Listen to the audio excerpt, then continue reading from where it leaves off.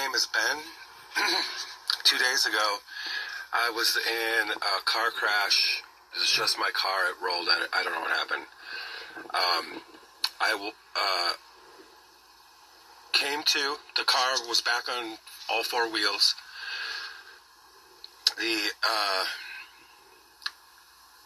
All the glass in the car was blown out. I got cut up, all around, nothing serious.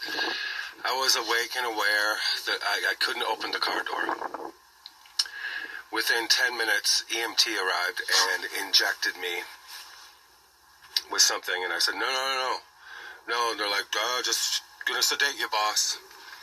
I woke up 8 hours later somehow with a vent, a mechanical ventilator, IV, catheter, whole 9 yards. I instinctively, without even thinking, pulled out the vent. There was no aid in this room with me. Pulled out the IV, pulled out the catheter, which was horrendous. And I found my shorts, which had been cut off me, and I covered my junk because I was naked.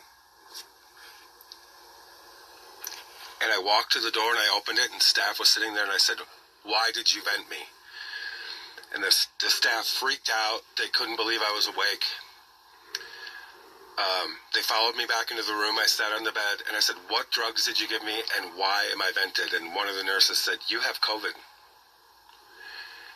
And I said, even if you tested positive for COVID, if I tested positive for COVID, a vent is the last resort for someone who cannot breathe on their own.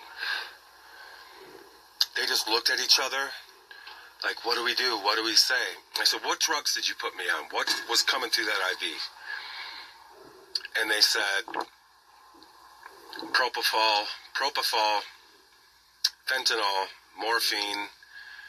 And I was like, why? What? Like, you were going to kill me on that machine. You were going to leave me there. They just looked at each other. I go, I want all the paperwork. I want everything that's been done to me and who authorized it. They didn't give it to me. I demanded a lawyer. I said, I need a lawyer now. I'm leaving this place. They argued with me for 45 minutes. And then once I could show them that I could produce urine, they found some old raggy hospital clothes and gave them, and took me to a door, which was not glass sliding door. It didn't even look like a hospital. This is in Flagstaff. They airlifted me from about an hour away. I was under from the time I was injected at the site of the crash. And I somehow miraculously came to and immediately took everything out.